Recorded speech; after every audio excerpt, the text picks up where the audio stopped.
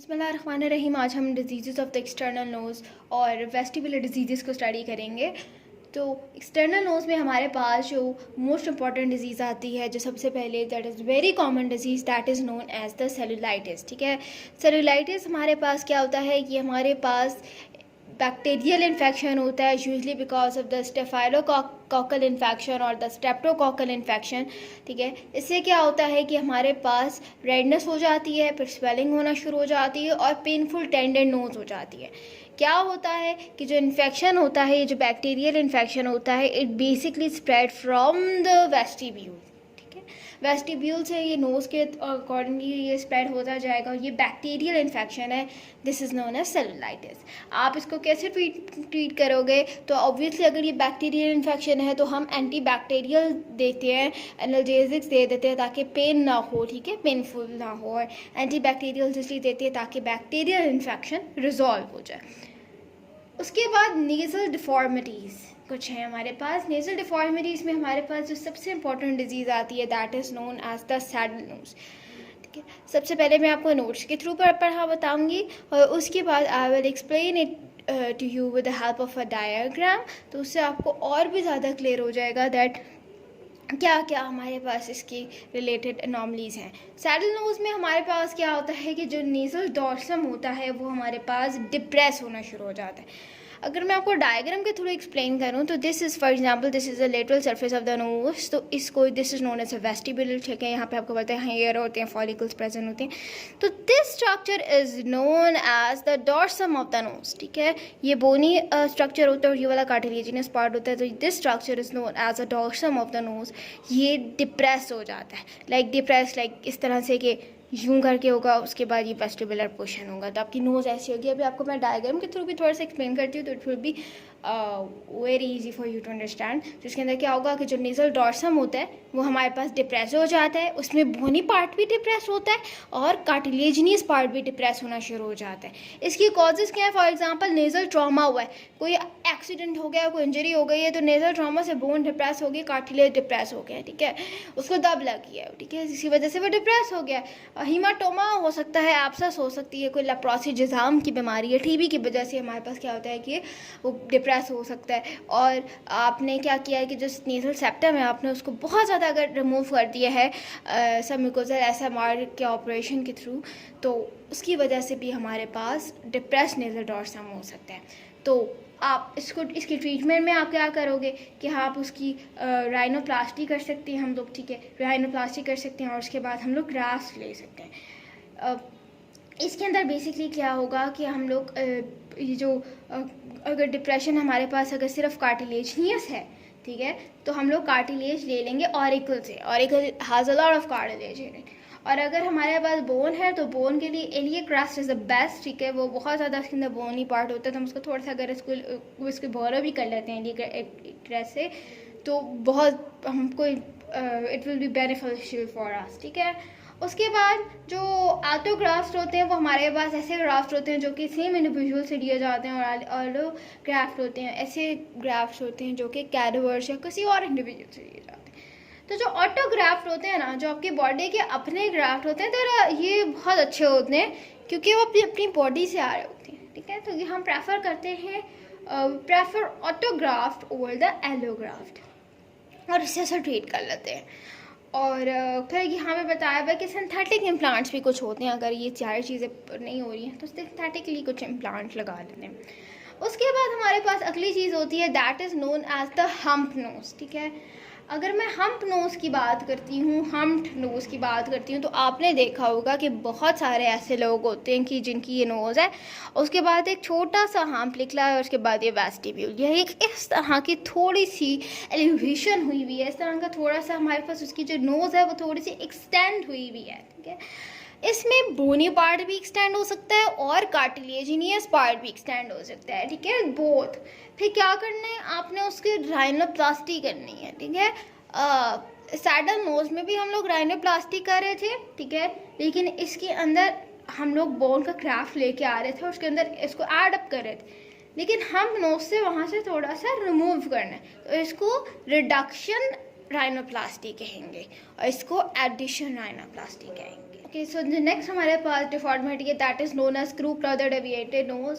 जो crooked nose होता है उसके अंदर बेसिकली क्या होता है कि जो डॉर्सम होता है वो सी शेप और एस शेप मैनर के अंदर डेविएट किया हुआ होता है, ठीक है। For example this is a dorsum, तो ये वाला हमारे पास या तो वो डॉर्सम ऑफ द नोज इस तरह से डेविएट होगा या तो वो इस तरह से जो है वो डेविएट होना शुरू हो जाएगा, ठीक है। और जो डेविएटेड नोज होता है वो तो ये होता है कि for example this is a mid line, तो वो सारा जो कंप्लीट नोज है वो इस तरफ डेविएट हो जाएगा, ये राइट साइड पे या लेफ्ट साइड पे डेविएट होना शुरू हो जाएगा, ठीक है। तो this is known as a crooked और द डेविएटेड नोज। ये वाली जो डिफॉर्मिटीज़ होती हैं कि इनका जो ओरिजिन होता है वो किसी ट्रॉमा के बाद होती हैं, ठीक है। ट्रॉमा हो गया कोई, या फिर ये ड्यूरिंग बर्थ और न्यूनेटल पीरियड ऑफ चाइल्डहुड के दौरान जो है ये हो जाती हैं, तो हम इसके ऑपरेशंस कह रहे होती हैं इसको कंट्रोल करने के लिए, इसको करेक्ट करने के लिए भी सर्जरिकली करेक्टेड है। उसके बाद अगर हम लोग ट्यूमर्स को स्टडी करेंगे, ट्यूमर्स हमारे पास जेनिटल ट्यूमर्स होते हैं सबसे पहले, तो उसके बाद जो ट्यूमर्स होते हैं वो हमारे पास बेनाइन ट्यूमर्स होते हैं। Next will study the malignant tumours, जो कैंसरस ट्यूमर्स होते हैं। जो सबसे पहले कंजेनिटल ट्यूमर्स होते हैं जो कि बाय बर्थ रिटेन अप कर रहे होते हैं, उसके अंदर हमारे पास जो सबसे पहली चीज़ आती है that is known as dermoid cyst. जो डर्मोइड सिस्ट होता है it is of the two types, एक सिंपल डर्मोइड सिस्ट होता है और डर्मोइड विद अ साइनस। अब डर्मोइड से आपको पता चल रहा है कि डर्मिस, ठीक है, डर्मिस मीन्स स्किन, ठीक है। तो जो सिंपल डर्मोइड सिस्ट होता है ये हमारे पास मिड लाइन के अंदर प्रेजेंट होता है as a swelling under the skin, ठीक है। और नेजल बोन्स के इन फ्रंट में प्रेजेंट होता है और उसकी कोई एक्सटर्नल ओपनिंग नहीं होती, बस सिंपल नोज के अंदर एक सिस्ट प्रेजेंट होता है। और डर्मोइड विद द साइनस की अगर बात की जाए तो ये इन्फेंट्स और चिल्ड्रन के अंदर होता है और इसके अंदर बेसिकली अगर साइनस है, साइनस इज़ अ ओपनिंग, ठीक है, साइनस को तो ओपनिंग कहा जाता है ना। तो जो साइनस होता है या जो पिट होती है वो हमारे पास डॉर्सम ऑफ द नोज के अंदर ओपन होती है, एक होल अपेयर होता है, ठीक है। वहाँ पे हेयर होती हैं, वहाँ पे कुछ सिस्टिक अपेयरेंस होती है, वो हमारे पास upper part of the nasal septum से बाहर भी आ सकती है। और ये इंट्राक्रेनियल का ड्यूरल कनेक्शन होता है, ठीक है। ड्यूरा को पास नहीं करती है लेकिन इंट्राक्रेनियल यानी कि ब्रेन के अंदर रीच कर जाती है।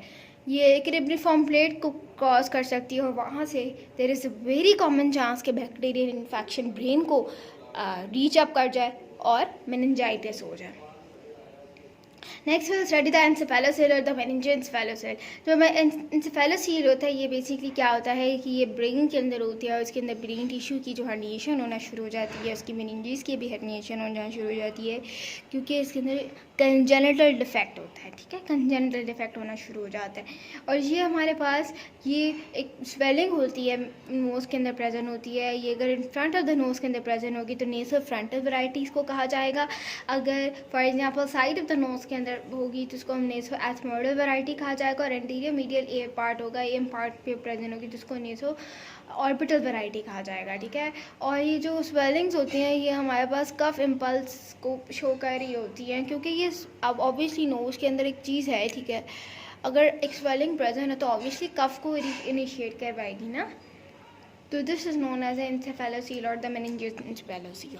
उसके बाद हमारे पास अगली चीज़ बताई हुई है that is known as a glioma. Glioma हमारे पास जो एंसेफेलोसील का पोर्शन होता है जो कि हमारे पास एक स्वेलिंग होती है जो कि मेनिंजेस को क्रॉस कर जाती है, उसका निप्ड ऑफ पोर्शन होता है, ठीक है। और ये जो 60% होते हैं वो हमारे पास एक्स्ट्रा नेजल होते हैं और एक पूरी एक फर्म स्वेलिंग के तौर पर इमर्ज हो रहे होते हैं एक साइड ऑफ नोज और इनर कैंथस के एरिया के थ्रू, ठीक है। इनर आई वाला जो एरिया होता है वहाँ पर एज अ स्वेलिंग के तौर पर ये इमर्ज हो जाते हैं। तो the structures are known as glioma, ठीक है। जो डर्मोइड सिस्ट था ये सिंपल सिस्ट है, नॉर्मल सिस्ट डेवलप हुई भी है विद नो एक्सटर्नल ओपनिंग।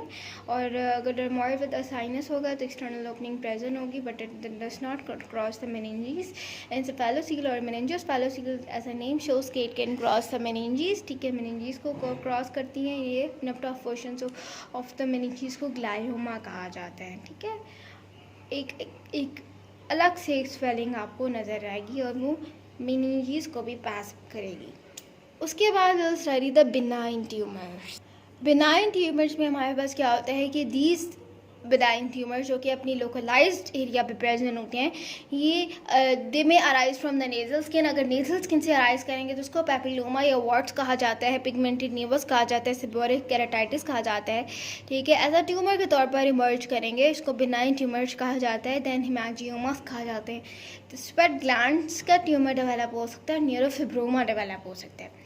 इसके अंदर जो सबसे ज़्यादा इंपॉर्टेंट है, जो मैंने आपको फर्स्ट चैप्टर में जब मैंने एक्सप्लेन किया था, तो उसके अंदर मैंने आपको बताया था कि आई will explain you in detail. तो इसको राइनोफायोमा की बात कर रही हूँ, ठीक है। राइनोफायोमा हमारे पास, इसको potato tumour of the sweat gland भी कहा जाता है। आई हैव हाईलाइटेड इट क्योंकि ये MCQs के अंदर या फिर SCQs के अंदर भी पूछा जा सकता है कि what is the potato tumour of the sweat gland, से ये क्या होता है। बायोस के अंदर भी इट्स वेरी इंपॉर्टेंट। तो ये potato tumour of the sweat gland rhinophyma होता है, ठीक है।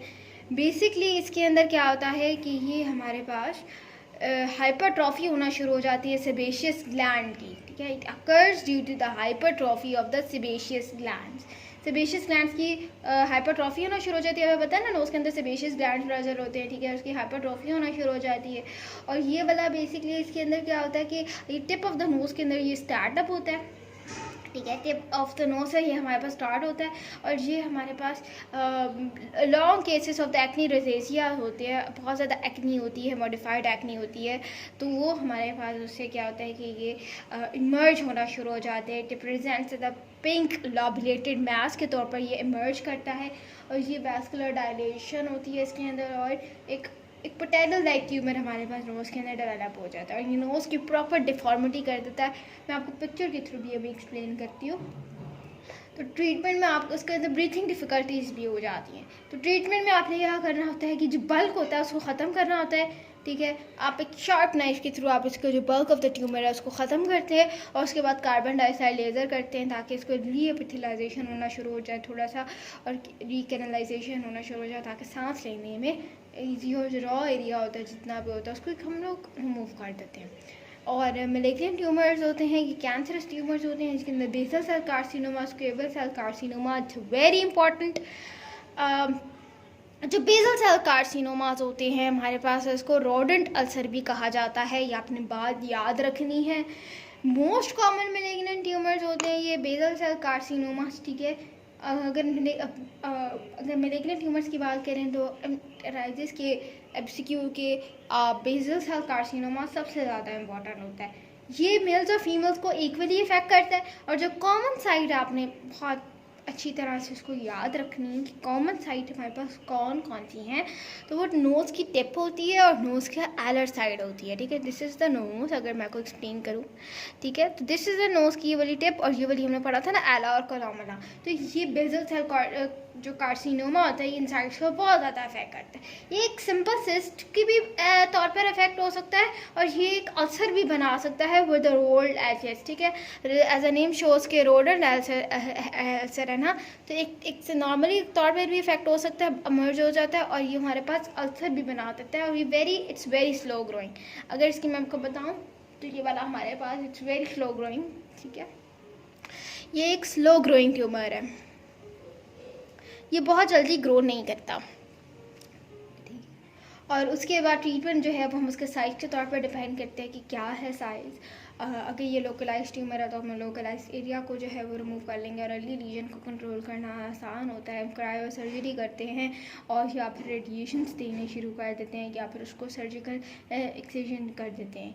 और जो रेकरेंट लीजन्स होते हैं दोबारा से इन्वॉल्व करते हैं कार्टिलेज और बोन को, तो हम उसको सर्जिकली रिमूव करते हैं। और अगर उसने फॉर एग्जांपल देखें कार्टिलेज को इन्वॉल्व कर लिया या बोन को इन्वॉल्व कर लिया, तो हम लोग फ्लैप्स लगा रहे होते हैं, ठीक है, ताकि जो बोन की ओरिजिनल शेप है, जो नोज़ की शेप है, वो रिटेन रह सके। नेक्स्ट हमारे पास जो मोस्ट इम्पॉर्टेंट ट्यूमर होता है that is known as squamous cell carcinoma. Squamous cell carcinoma को एपिथेलोमा भी कहा जाता है, इसको रोडेंट अल्सर, इसको epithelioma. Squamous cells obviously epithelial cells होते हैं जिसको एपिथेलोमा कहा जाता है, ठीक है। ये भी मोस्ट कॉमन ट्यूमर होता है। ये दोनों जेंडर्स को अफेक्ट कर रहा होता है, मेल और फीमेल को इक्वली अफेक्ट कर रहा होता है। उसके अंदर बेसिकली एक अल्सर हो सकता है विद रोल्ड आउट एजेस, और ये हमारे पास ये भी साइड ऑफ द नोज और कोलोमेला को अफेक्ट करता है। ये टिप और एला को करता है, ये साइड ऑफ द नोज और कोलोमेला को अफेक्ट कर रहा होता है, ठीक है। ये अपने साइज, अपनी जो साइट है, ये बहुत ज़्यादा याद रखनी है। इसके अंदर जो लिम्फ नोड्स होती हैं वो इनलार्ज हो जाती हैं, तो सारी चीज़ें आपको उसको ट्रीटमेंट में ड्रेन आउट करनी होती हैं, रिमूव करनी होती हैं जहाँ जहाँ भी इन्फेक्शन फैल सकते हैं।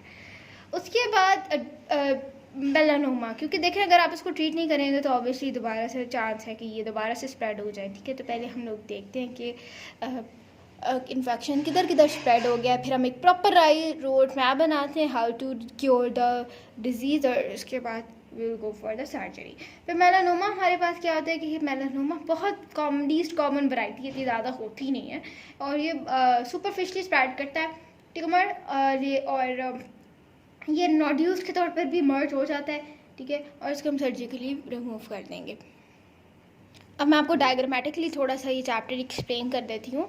अब मैंने आपको डिजीज़ ऑफ एक्सटर्नल नोज़ और वेस्टिब्यूल के बारे में एक्सप्लेन किया था। डिजीज़ ऑफ एक्सटर्नल नोज़ में वी हैव द सेलुलाइटिस, ठीक है, सेलुलाइटिस बैक्टीरियल इन्फेक्शन था।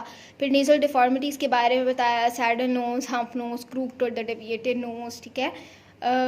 इसकी डायग्राम्स हैं, मैं आपको भी एक्सप्लेन करूँगी। फिर ट्यूमर्स में we have the congenital benign और मैलिग्नेंट ट्यूमर्स। कंजेनिटल ट्यूमर्स में we have the dermoid cyst. फिर एन्सेफेलोसील और ग्लायोमा को हमने स्टडी किया। फिर मैं आपको भी ये बताती हूँ, मैंने आपको बताया कि this is known as a normal nose. आपके नॉर्मल जो पेरेंट्स होती है वो इसी तरह की होती है ना। फिर ये सैडल नोज़ था। सैडल नोज़ में आप ये देखें, यहाँ पे हमारे पास ये डिफॉर्मिटी है। फिर हमारे पास सुप्रा ट्रिप डिप्रेशन हुई हुई है, यहाँ पर आप यहाँ पे देख सकते हैं कि डिप्रेस्ड हुआ है। उसके बाद ये हम्प नोज़ है, प्रॉपर हम्प्ड बनी हुई है यहाँ पे। उसके बाद फिगर 25.2 में देखें तो this is known as a crook nose, ठीक है, और ये डेविएटेड नोज़ है। क्रूक नोज़ में ये देखें, ये या तो ये सी शेप है या फिर एस शेप डेविएशन हो सकती है, लेकिन होगा वो मिड लाइन में। जो डेविएटेड नोज़ होती है वो होता बिल्कुल स्ट्रेट है, लेकिन उसकी जो डेविएशन हुई हुई होती है राइट या लेफ्ट साइड पर कंप्लीट नोज़ की डेविएशन हुई हुई होती है। फिर हम इसको सर्जिकली करेक्ट करते हैं। उसके बाद यहाँ पे ये डर्मोइड्स ट्यूमर्स के बारे में थोड़ा सा एक्सप्लेन किया हुआ है। यहाँ पे ये सिंपल नोज़ है, यहाँ पे एक सिंपल फिगर 25.3 में देखें तो एक सिंपल सिस्ट बना हुआ है, ठीक। उसके बाद यहाँ पर एक डर्मोइड सिस्ट बना हुआ है डायग्राम के अंदर, लेकिन यहाँ पे ओपनिंग है, इसको हम कहते हैं साइनस। उसके बाद ये हमारे पास इंट्राक्रैनियल है ट्यूमर, लेकिन ये मेनिंजीज को पाया वो क्रॉस नहीं कर रहा। फिर यहाँ पे आप देखें ये मेनिंजीज को भी क्रॉस कर रहा है, इट्स वेरी डेंजरस, ठीक है। यहाँ से हाईली चांस है कि जो बैक्टीरियल इन्फेक्शन है वो हाईली मेनिंजीज के अंदर चला जाए और मेनिंजाइटिस कॉज करते हैं। फिगर 25.4 में अगर मैं आपको बताऊँ तो this is known as a rhinophyma, this is a potato shape tumour, ठीक है। इसने कंप्लीट आपके देखें नोज़ की डिफॉर्मिटी कर दी है, नोज़ की शेप को सारा इसको डिफॉर्म कर दिया है, और पेशेंट से ब्रीथ करने में बहुत ज़्यादा प्रॉब्लम होती है। उसके बाद ये वाला तो हमारे पास बिनाइन ट्यूमर्स हो गए। फिर मेलिग्नेंट ट्यूमर्स की बात करें तो बेसल सेल होते हैं और स्क्वेमस सेल कार्सिनोमास होते हैं, ठीक है। तो आप ये देखें, this is a basal cell carcinoma of the nose, ठीक है। ये basal cell carcinoma of the nose की एग्जांपल, इसको रोडेंट अल्सर भी कहा जाता है, इसको हम लोग सर्जिकली ट्रीट करते हैं।